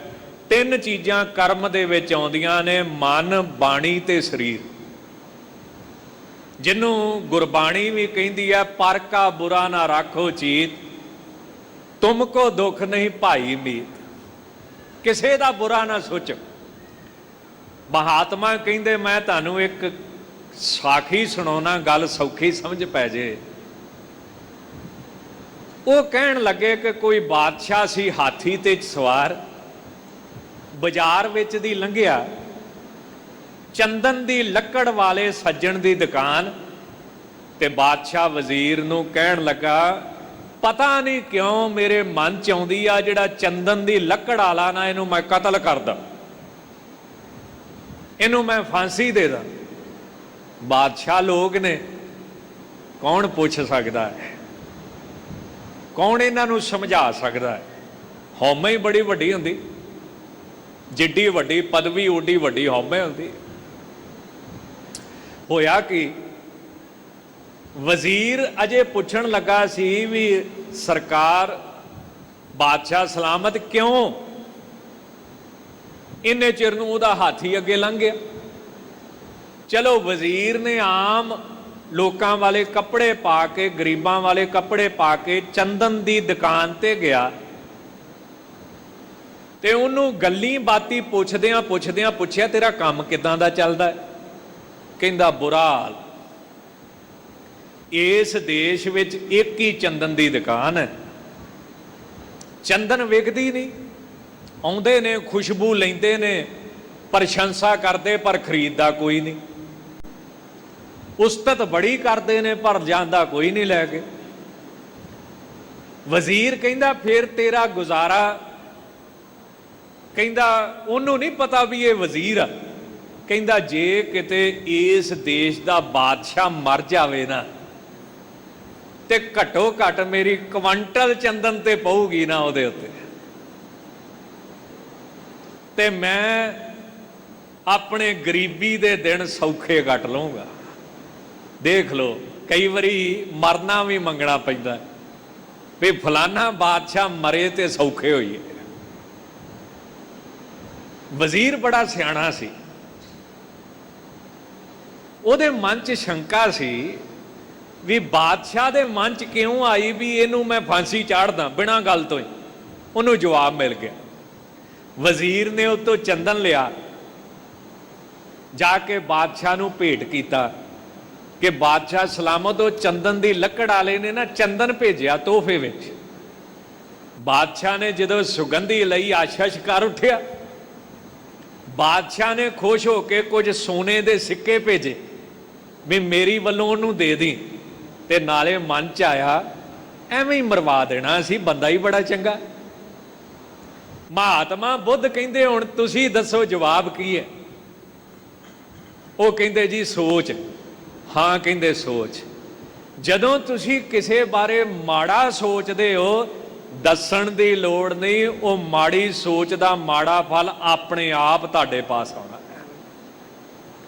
ਜਦੋਂ ਤੁਸੀਂ ਕਿਸੇ ਦੇ ਲਈ ਚੰਗਾ ਸੋਚਦੇ ਹੋ, ਜ਼ਰੂਰੀ ਨਹੀਂ ਵੀ ਤੁਸੀਂ ਦੱਸਣਾ ਉਹਨੂੰ ਵੀ ਮੈਂ ਤੇਰੇ ਬਾਰੇ ਚੰਗਾ ਸੋਚਦਾ, ਤੇਰਾ ਚੰਗਾ ਹੋਵੇ। ਤੁਹਾਨੂੰ ਉਹਦਾ ਚੰਗਾ ਫਲ ਆਪਣੇ ਆਪ ਮਿਲੇਗਾ। ਇਹਨੂੰ ਕੀ ਕਹਿੰਦੇ ਨੇ? ਸ਼ੁਭ ਗੁਣ। ਸਤ, ਸੰਤੋਖ, ਦਇਆ, ਧਰਮ, ਅਗਲੇ ਦਾ ਭਲਾ ਮੰਗਣਾ। ਤਾਂ ਮਹਾਰਾਜ ਕਹਿੰਦੇ ਉਹ ਮਹਾਤਮਾ ਰੂਪ ਸਖੀਆਂ ਸ਼ੁਭ ਗੁਣਾਂ ਨਾਲ ਸ਼ਿੰਗਾਰੀਆਂ ਹੋਈਆਂ ਨੇ। ਉਹ ਸਤ ਸੰਤੋਖ ਦੇ ਗੁਣਾਂ ਨਾਲ ਬੜੀਆਂ ਸੋਹਣੀਆਂ ਫੱਬਦੀਆਂ ਹਨ ਤੇ ਜਪ ਤਪ ਰੂਪੀ ਸ਼ਿੰਗਾਰ ਉਹਨਾਂ ਦਾ ਸੋਹਣਾ ਬਣਿਆ ਹੈ, ਸਫਲ ਹੋਇਆ ਹੈ। ਸੇਜ ਸੁਹਾਵੀ ਸਦਾ ਪਿਰ ਰਾਵੈ, ਹਰ ਵਰ ਪਾਇਆ ਨਾਰ। ਉਹਨਾਂ ਦੀ ਹਿਰਦੇ ਰੂਪ ਸੇਜਾ ਸ਼ਰਧਾ ਦੇ ਨਾਲ ਬੜੀ ਸੋਹਣੀ ਫੱਬਦੀ ਹੈ। ਜਿਸ ਉੱਪਰ ਪਤੀ ਰੂਪ ਪਰਮੇਸ਼ਰ ਆਣ ਕੇ ਬੈਠਦਾ ਹੈ, ਉਹਦੇ ਆਨੰਦ ਨੂੰ ਰਾਵਦੀਆਂ ਨੇ, ਮਾਣਦੀਆਂ ਨੇ, ਭੋਗਦੀਆਂ ਨੇ। ਉਹਨਾਂ ਨੂੰ ਜਿਹੜਾ ਹਰੀ ਪਰਮੇਸ਼ਰ ਹੈ ਉਹ ਵਰ ਰੂਪ ਦੇ ਵਿੱਚ, ਪਤੀ ਰੂਪ ਦੇ ਵਿੱਚ ਪ੍ਰਾਪਤ ਹੋਇਆ ਹੈ। ਨਾ ਹਰ ਮਰੈ ਨਾ ਕਦੇ ਦੁਖ ਲਾਗੈ, ਸਦਾ ਸੁਹਾਗਣ ਨਾਰ। ਹਰੀ ਰੂਪ ਪਤੀ ਪਰਮੇਸ਼ਰ ਐਸਾ ਹੈ, ਨਾ ਤੇ ਉਹ ਮਰਦਾ ਹੈ, ਜਿਸ ਕਰਕੇ ਜੀਵ ਰੂਪ ਸਖੀ ਜਾਂ ਮਹਾਤਮਾ ਰੂਪ ਸਖੀ ਨੂੰ ਵਿਛੋੜੇ ਦਾ ਦੁੱਖ ਸਹਿਣਾ ਪੈਂਦਾ। ਜਿਵੇਂ ਬਾਹਰ ਪ੍ਰਤੱਖ ਸੰਸਾਰ ਵਿੱਚ ਪਤੀ ਦੇ ਮਰਨ ਕਰਕੇ ਪਤਨੀ ਨੂੰ ਵਿਛੋੜੇ ਦਾ, ਵਿਧਵਾਪੁਣੇ ਦਾ ਦੁੱਖ ਸਹਿਣਾ ਪੈਂਦਾ ਹੈ। ਪਰ ਜੇ ਕਿਤੇ ਵਾਹਿਗੁਰੂ ਰੂਪ ਪਤੀ ਮਿਲ ਜਾਵੇ ਤੇ ਨਾ ਉਹ ਮਰਦਾ ਹੈ, ਨਾ ਹੀ ਵਿਛੋੜੇ ਦਾ ਦੁੱਖ ਲੱਗਦਾ ਹੈ, ਅਤੇ ਸਦਾ ਸੁਹਾਗਣ। ਸੁਹਾਗ ਕਹਿੰਦੇ ਆਨੰਦ ਨੂੰ। ਉਹਨਾਂ ਮਹਾਤਮਾ ਰੂਪ ਨਾਰੀਆਂ ਦਾ, ਇਸਤਰੀਆਂ ਦਾ, ਸਖੀਆਂ ਦਾ, ਗੁਰਸਿੱਖਾਂ ਦਾ ਸੁਹਾਗ ਆਨੰਦ ਜਿਹੜਾ ਉਹ ਸਦਾ ਹੀ ਬਣਿਆ ਰਹਿੰਦਾ ਹੈ, ਹਮੇਸ਼ਾ ਹੀ ਬਣਿਆ ਰਹਿੰਦਾ ਹੈ। ਭਾਈ ਸਾਹਿਬ ਭਾਈ ਰਣਧੀਰ ਸਿੰਘ ਜੀ ਦੇ ਜੀਵਨ ਦੇ ਵਿੱਚ ਇੱਕ ਬੜੀ ਸੁੰਦਰ ਗਾਥਾ ਆਉਂਦੀ ਹੈ। ਲਾਹੌਰ ਜਾਂ ਐਬਟਾਬਾਦ ਸ਼ਹਿਰ ਦੇ ਲਾਗੇ ਰਹਿਣ ਵਾਲੀ ਹਰੀਪੁਰ ਨਗਰ, ਉੱਥੋਂ ਦੇ ਰਹਿਣ ਵਾਲੀ ਇੱਕ ਮਾਤਾ ਗੁਲਾਬ ਕੌਰ ਚੜ੍ਹਦੀ ਜਵਾਨੀ ਵਿੱਚ ਆਪ ਵੀ ਬਾਣੀ ਪੜ੍ਹਨ ਵਾਲੀ, ਅੱਗਿਓਂ ਮਹਾਰਾਜ ਨੇ ਸੰਜੋਗ ਵੀ ਇਹੋ ਜਿਹਾ ਕੀਤਾ, ਬਾਣੀ ਪੜ੍ਹਨ ਵਾਲਾ ਪਤੀ ਮਿਲਿਆ। ਪਰ ਰੱਬ ਨੂੰ ਕੁਝ ਹੋਰ ਮਨਜ਼ੂਰ। ਜਿੰਨੀ ਉਮਰ ਲਿਖੀ ਸੀ, ਅਜੇ ਕੋਈ ਘਰ 'ਚ ਬੱਚਾ ਨਹੀਂ ਸੀ ਹੋਇਆ ਤੇ ਪਤੀ ਦੀ ਮੌਤ ਹੋ ਗਈ। ਹੁਣ ਜਵਾਨੀ ਦੀ ਉਮਰ, ਪਤੀ ਦੀ ਮੌਤ, ਨਾ ਬੀਬੀ ਦਾ ਗੁਲਾਬ ਕੌਰ ਤੇ ਜਵਾਨੀ। ਹੌਲੀ ਹੌਲੀ ਵਿਰਾਗ ਦੀ ਇਹੋ ਜੀ ਸੱਟ ਲੱਗੀ। ਬਾਣੀ ਤੇ ਅੱਗੇ ਬਹੁਤ ਪੜ੍ਹਦੀ ਸੀ, ਪਰ ਪਤੀ ਦੇ ਦੁੱਖ ਨੇ ਇਹ ਲਾਭ ਦਿੱਤਾ, ਵਿਛੋੜੇ ਨੇ ਇਹ ਲਾਭ ਦਿੱਤਾ ਕਿ ਗੁਰਬਾਣੀ ਦੇ ਵਿੱਚ ਉਹਦੀ ਸੁਰਤ ਜਿਹੜੀ ਸੀ ਉਹ ਲੈ ਹੋ ਗਈ। ਗੁਰਬਾਣੀ ਦੇ ਵਿੱਚ ਉਹਦਾ ਮਨ ਤਦਾਕਾਰ ਹੋ ਗਿਆ, ਇੱਕ ਰੂਪ ਹੋ ਗਿਆ। ਜਿਹੜੀ ਉਹ ਨਾਂ ਦੀ ਗੁਲਾਬ ਕੌਰ ਸੀ, ਉਹਦੇ ਚਿਹਰੇ ਤੇ ਐਸੀ ਲਾਲੀ ਗੁਲਾਬ ਦੀ ਚੜੀ ਨਾਮ ਦੇ ਰਸ ਦੀ ਕਿ ਵੇਖਣ ਵਾਲੇ ਸੱਜਣ ਆਸ਼ਿਸ਼ ਕਰ ਉੱਠਦੇ। ਹੌਲੀ ਹੌਲੀ ਐਸੀ ਵਿਰਾਗ 'ਚ ਉਹ ਲੀਨ ਹੋਈ ਕਿ ਬੋਲਣਾ ਵੀ ਛੱਡਤਾ, ਕਿਸੇ ਨਾਲ ਗੱਲ ਕਰਨੀ ਵੀ ਛੱਡਤੀ, ਅਖੀਰ ਘਰ ਵੀ ਛੱਡਤਾ। ਅਖੀਰ ਜਿਹੜੇ ਸਰੀਰ ਦੇ ਬਸਤਰ ਸੀ, ਆਪਣੀ ਮੌਤ 'ਚ ਕਦੀ ਕਿਸੇ ਪਿੰਡ ਕਦੀ ਕਿਸੇ ਪਿੰਡ ਉੱਚੀ ਉੱਚੀ ਗੁਰਬਾਣੀ ਦੇ ਸ਼ਬਦ ਗਾਉਂਦੀ ਫਿਰਦਾ। ਇੱਕ ਤੇੜ ਕਸ਼ਹਿਰਾ ਰਹਿ ਗਿਆ, ਇੱਕ ਸਰੀਰ ਤੇ ਉੱਤੇ ਬਸ ਕੰਬਲ ਰਹਿ ਗਿਆ, ਉਹ ਵੀ ਪਾਟ ਗਿਆ। ਤੇ ਬੋਲਣਾ ਕਿਸੇ ਨਾਲ ਨਾ, ਮੰਗਣਾ ਕਿਸੇ ਤੋਂ ਨਹੀਂ, ਆਪਣੀ ਮੌਜ ਦੇ ਵਿੱਚ ਬਾਜ਼ਾਰ ਦੇ ਕਦੀ ਉਸ ਕਿਨਾਰੇ ਕਦੀ ਉਸ ਕਿਨਾਰੇ ਬੈਠੇ ਰਹਿਣਾ। ਭਾਈ ਸਾਹਿਬ ਭਾਈ ਰਣਧੀਰ ਸਿੰਘ ਜੀ ਨੂੰ ਪਤਾ ਲੱਗਾ, ਖੁਸ਼ਬੂ ਫੈਲ ਗਈ, ਬੀਬੀ ਗੁਲਾਬ ਕੌਰ ਸੀ, ਫਿਰ ਅਸਲੀ ਗੁਲਾਬ ਬਣ ਗਈ। ਲਾਗੇ ਲਾਗੇ ਪਿੰਡਾਂ ਦੇ ਵਿੱਚ, ਸ਼ਹਿਰਾਂ ਵਿੱਚ ਇਹਨਾਂ ਆਖਿਆ ਮੈਨੂੰ ਵੀ ਦਰਸ਼ਨ ਕਰਾਓ। ਗੁਰਸਿੱਖਾਂ ਆਖਿਆ ਜੀ ਦਰਸ਼ਨ ਤੇ ਹੋ ਜਾਣਗੇ ਪਰ ਦੂਰੋਂ, ਨੇੜੇ ਨਹੀਂ ਆਉਣ ਦਿੰਦੀ ਕਿਸੇ। ਜਾਓਗੇ ਤੇ ਰੋੜੇ ਇੱਟਾਂ ਮਾਰੇਗੀ। ਆਪਣੀ ਮੌਜ ਵਿੱਚ ਰਹਿੰਦੀ, ਆਨੰਦ ਵਿੱਚ ਰਹਿੰਦੀ। ਭਾਈ ਸਾਹਿਬ ਨੂੰ ਗੁਰੂ ਸਾਹਿਬ ਤੇ ਬੜਾ ਭਰੋਸਾ ਸੀ। ਉਹਨਾਂ ਮਹਾਰਾਜ ਅੱਗੇ ਅਰਦਾਸ ਕੀਤੀ, ਮਹਾਰਾਜ ਮੇਰੀ ਇੱਛਾ ਪੂਰੀ ਕਰੋ।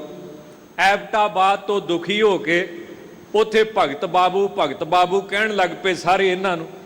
ਉੱਥੋਂ ਦੁਖੀ ਹੋ ਕੇ ਜਦੋਂ ਹਰੀਪੁਰ ਨੂੰ ਆਏ ਤਾਂ ਸਿੰਘਾਂ ਨੇ ਆਖਿਆ ਜੀ ਉਹ ਬਾਜ਼ਾਰ ਦੇ ਵਿੱਚ ਸੜਕ ਦੇ ਕੰਢੇ ਤੇ ਕੰਬਲ ਲੈ ਕੇ, ਕੰਬਲ ਦੇ ਵਿੱਚ ਮੂੰਹ ਦੇ ਕੇ ਲੰਮੀ ਪਈ ਹੈ, ਉਹ ਬੀਬੀ ਬ੍ਰਹਮ ਗਿਆਨੀ ਮਾਤਾ ਗੁਲਾਬ ਕੌਰ ਹੈ, ਦਰਸ਼ਨ ਕਰ ਲਓ।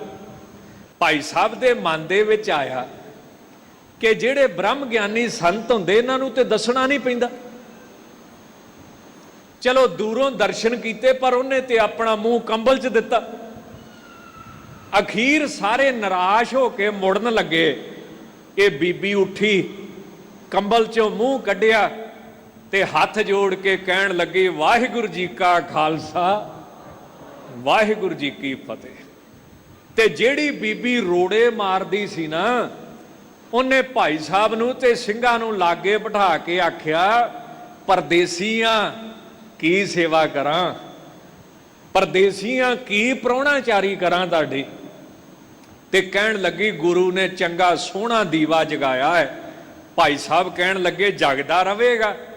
ਕਹਿੰਦੀ ਇਹ ਤੋਂ ਵੀ ਵਧੀਆ ਜਗੇਗਾ, ਬਸ ਮਹਾਰਾਜ ਦਾ ਹੁਕਮ ਮੰਨਿਓ ਕਿ ਅਖੰਡ ਪਾਠ ਸਾਹਿਬ ਦੀਆਂ ਲੜੀਆਂ ਨਾ ਛੱਡਿਓ ਜਿਹੜੀਆਂ ਮਹਾਰਾਜ ਨੇ ਤੁਹਾਨੂੰ ਲਾਈਆਂ। ਸੋ ਰਹੋ ਵਿਚਾਰ। ਭਾਈ ਸਾਹਿਬ ਕਹਿੰਦੇ ਮੈਂ ਫੇਰ ਦਰਸ਼ਨ ਕਰਾਂ, ਕਹਿੰਦੇ ਨਹੀਂ ਹੁਣ ਨਹੀਂ ਹੋਣੇ। ਉਹ ਗੱਲ ਹੋਈ, ਮਾਈ ਸਰੀਰ ਛੱਡ ਗਈ, ਬਾਅਦ ਚ ਉਹਦੇ ਦਰਸ਼ਨ ਨਾ ਹੋਏ। ਤਾਂ ਮਹਾਰਾਜ ਕਹਿੰਦੇ ਜੇ ਤੇ ਸੱਜਣਾ ਪਤੀ ਰੂਪ ਪਰਮੇਸ਼ਰ ਮਿਲ ਗਿਆ ਤਾਂ ਫਿਰ ਇਹੋ ਜਿਹਾ ਸੁਹਾਗ ਬਣੇਗਾ, ਇਹੋ ਜਿਹਾ ਆਨੰਦ ਬਣੇਗਾ, ਇਹੋ ਜਿਹਾ ਰਸ ਬਣੇਗਾ ਕਿ ਨਾ ਪਤੀ ਰੂਪ ਪਰਮੇਸ਼ਰ ਮਰੇ ਤੇ ਨਾ ਹੀ ਕਦੀ ਉਹਦੇ ਵਿਛੋੜੇ ਦਾ ਦੁੱਖ ਤੈਨੂੰ ਲੱਗੇ, ਤੇ ਸਦਾ ਆਨੰਦ ਬਣਿਆ ਰਹੇਗਾ। ਨਾਨਕ ਹਰ ਪ੍ਰਭ ਮੇਲ ਲਈ, ਗੁਰ ਕੈ ਹੇਤ ਪਿਆਰ। ਜਿਨ੍ਹਾਂ ਨੂੰ ਵਾਹਿਗੁਰੂ ਪਰਮੇਸ਼ਰ ਜੀ ਨੇ ਆਪਣੇ ਨਾਲ ਮੇਲ ਲਿਆ, ਮੇਲਿਆ ਕਿਉਂ? ਕਿਉਂਕਿ ਉਹਨਾਂ ਦਾ ਗੁਰੂ ਦੇ ਹੇਤ ਪਿਆਰ ਸੀ, ਉਹਨਾਂ ਦਾ ਪਿਆਰ ਗੁਰੂ ਨਾਲ ਸੀ, ਉਹਨਾਂ ਦਾ ਪਿਆਰ ਗੁਰੂ ਵਾਸਤੇ ਸੀ। ਇਸ ਕਰਕੇ ਵਾਹਿਗੁਰੂ ਜੀ ਨੇ ਤਰਸ ਕਰਕੇ ਉਹਨਾਂ ਨੂੰ ਆਪਣੇ ਨਾਲ ਮੇਲ ਲਿਆ। ਪੌੜੀ ਜਿਨ੍ਹਾਂ ਗੁਰ ਗੋਪਿਆ ਆਪਣਾ, ਤੇ ਨਰ ਬੁਰਿਆਰੀ। ਜਿਨ੍ਹਾਂ ਭਾਈ ਆਪਣੇ ਗੁਰੂ ਨੂੰ ਲੁਕੋ ਲਿਆ। ਅੱਜ ਸਾਡੇ ਬੱਚੇ ਗੁਰੂ ਨੂੰ ਲੁਕਾਉਂਦੇ ਆ ਨਾ, ਅਸੀਂ ਨਹੀਂ ਜੀ ਸਿੱਖ, ਅਸੀਂ ਨਹੀਂ ਜੀ ਅੰਮ੍ਰਿਤ ਛਕਿਆ, ਬੇਇੱਜ਼ਤੀ ਮਹਿਸੂਸ ਕਰਦੇ ਨੇ, ਸ਼ਰਮ ਮਹਿਸੂਸ ਕਰਦੇ ਨੇ ਸਾਡੇ ਭੈਣ ਭਰਾ।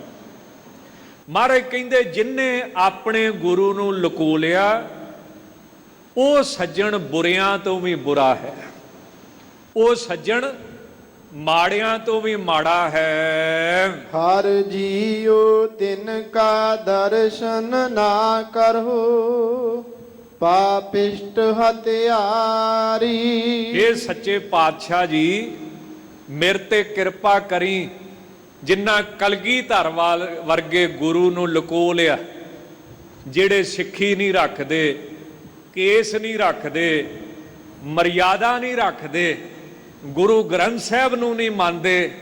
ਮੇਰੇ ਤੇ ਮਹਾਰਾਜ ਜੀ ਕਿਰਪਾ ਕਰਿਓ, ਮੇਰੇ ਮੱਥੇ ਹੀ ਨਾ ਲੱਗਣ ਸਾਰੀ ਉਮਰ। ਉਹ ਪਾਪਿਸਟ ਨੇ।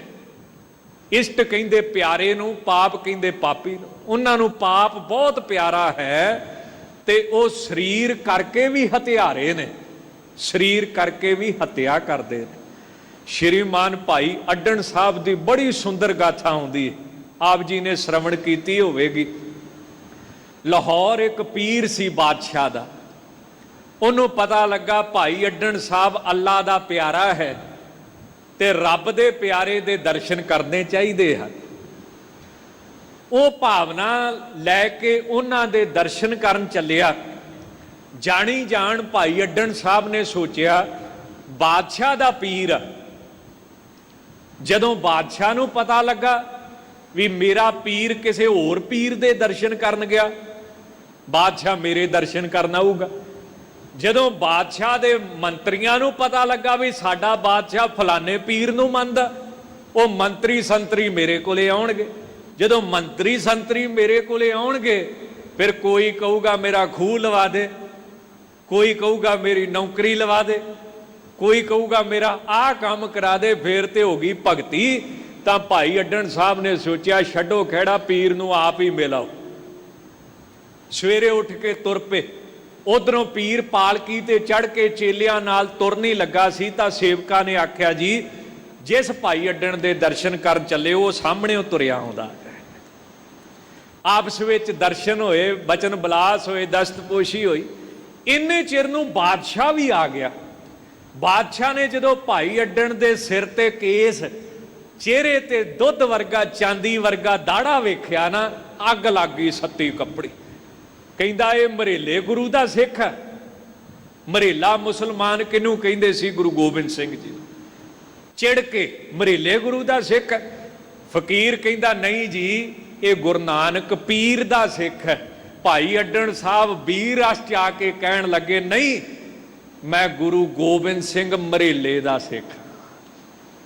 ਚਲੋ ਬਾਦਸ਼ਾਹ ਉੱਤੇ ਸੱਚ ਦਾ ਅਸਰ ਪਿਆ। ਏਡਾ ਜ਼ਾਲਮ ਬਾਦਸ਼ਾਹ ਸੀ ਕਿ ਜਿਸ ਸਿੱਖ ਦੇ ਸਿਰ ਤੇ ਕੇਸ ਹੁੰਦੇ, ਉਹਦਾ ਸਿਰ ਵੱਢਣ ਵਾਲੇ ਨੂੰ 5 ਰੁਪਏ ਇਨਾਮ ਦਿੰਦਾ ਸੀ। ਚਲੇ ਗਿਆ। ਪੀਰ ਨੇ ਆਖਿਆ ਮਹਾਰਾਜ ਮੈਂ ਤਾਂ ਆਖਿਆ ਸੀ ਵੀ ਹੰਕਾਰੀ ਹੈ, ਜੇ ਇਹਨੂੰ ਪਤਾ ਲੱਗਾ 10ਵੇਂ ਪਾਤਸ਼ਾਹ ਦੇ ਸਿੱਖੋਂ ਮਰਵਾ ਦੇਵੇਗਾ ਤੁਹਾਨੂੰ, ਮੈਂ ਤਾਂ ਜਾਨ ਬਚਾਉਣ ਵਾਸਤੇ ਆਖਿਆ ਸੀ।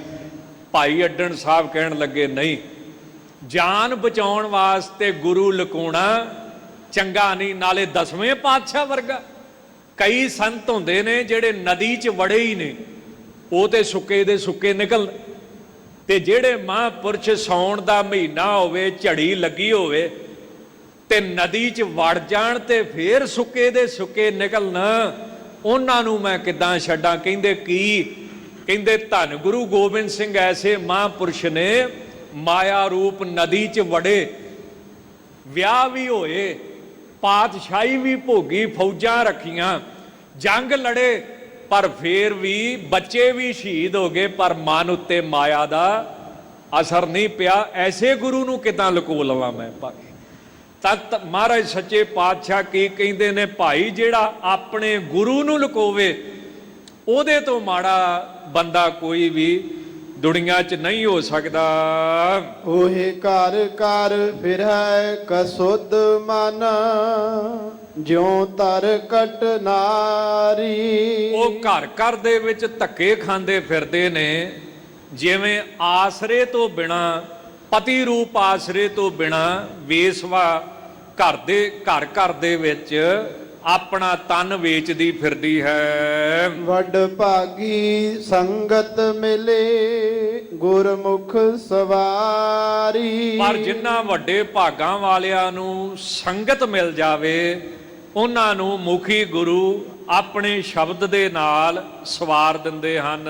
ਹਰ ਮੇਲੋ ਸਤਿਗੁਰ ਦਇਆ ਕਰ, ਗੁਰ ਕਉ ਬਲਿਹਾਰੀ। ਇਸ ਕਰਕੇ ਸੱਚੇ ਪਾਤਸ਼ਾਹ ਅਰਦਾਸ ਕਰਦੇ ਨੇ ਕਿ ਹੇ ਵਾਹਿਗੁਰੂ ਸੱਚੇ ਪਾਤਸ਼ਾਹ ਜੀ, ਦਇਆ ਕਰਕੇ ਤਰਸ ਕਰਕੇ ਸਾਨੂੰ ਸਤਿਗੁਰਾਂ ਦੇ ਨਾਲ ਮੇਲ ਦਿਓ, ਜਿਸ ਕਰਕੇ ਸਤਿਗੁਰੂ ਸਾਡਾ ਜੀਵਨ ਸਵਾਰ ਦੇਣ। ਐਸੇ ਗੁਰਾਂ ਤੋਂ ਅਸੀਂ ਬਲਹਾਰ ਜਾਈਏ, ਕੁਰਬਾਨ ਜਾਈਏ। ਹੋਈਆਂ ਭੁੱਲਾਂ ਚੁੱਕਾਂ ਦੀ ਖਿਮਾ ਜੀ। ਜਿੱਥੇ ਆਪ ਸੰਗਤਾਂ ਦਾ ਬਹੁਤ ਬਹੁਤ ਧੰਨਵਾਦ। ਸ਼੍ਰੋਮਣੀ ਗੁਰਦੁਆਰਾ ਪ੍ਰਬੰਧਕ ਕਮੇਟੀ ਦਾ ਧੰਨਵਾਦ। ਸਿੰਘ ਸਾਹਿਬ ਗਿਆਨੀ ਜਗਤਾਰ ਸਿੰਘ ਜੀ ਹੈੱਡ ਗ੍ਰੰਥੀ ਸਾਹਿਬ, ਤਿਨਾਂ ਦਾ ਵਿਸ਼ੇਸ਼ ਕਰਕੇ ਧੰਨਵਾਦ। ਆਓ ਕਥਾ ਵਿਚਾਰ ਦੀ ਸਮਾਪਤੀ ਕਰੀਏ। ਵੱਡ ਭਾਗੀ ਸੰਗਤ ਮਿਲੇ, ਗੁਰਮੁਖ ਸਵਾਰੀ। ਹਰ ਮੇਲੋ ਸਤਿਗੁਰ ਦਇਆ ਕਰ, ਗੁਰ ਕਉ ਬਲਿਹਾਰੀ। ਵਾਹਿਗੁਰੂ ਜੀ ਕਾ ਖਾਲਸਾ, ਵਾਹਿਗੁਰੂ ਜੀ ਕੀ ਫਤਿਹ। ਵਾਹਿਗੁਰੂ ਜੀ ਕਾ ਖਾਲਸਾ, ਵਾਹਿਗੁਰੂ ਜੀ ਕੀ ਫਤਿਹ। ਸ਼ੇਰੇ ਪੰਜਾਬ ਗੁਰਬਾਣੀ YouTube ਚੈਨਲ ਨੂੰ ਵੱਧ ਤੋਂ ਵੱਧ ਸਬਸਕ੍ਰਾਈਬ ਕਰੋ ਤੇ ਇਸ ਤੇ ਗੁਰਬਾਣੀ, ਸ਼ਬਦ ਕੀਰਤਨ ਤੇ ਇਤਿਹਾਸ ਨਾਲ ਵੱਧ ਤੋਂ ਵੱਧ ਜੁੜ ਕੇ ਆਨੰਦ ਮਾਣੋ ਤੇ ਆਪਣੀ ਜ਼ਿੰਦਗੀ ਨੂੰ ਸਫਲ ਕਰੋ। ਵਾਹਿਗੁਰੂ ਜੀ ਕਾ ਖਾਲਸਾ, ਵਾਹਿਗੁਰੂ ਜੀ ਕੀ ਫਤਿਹ।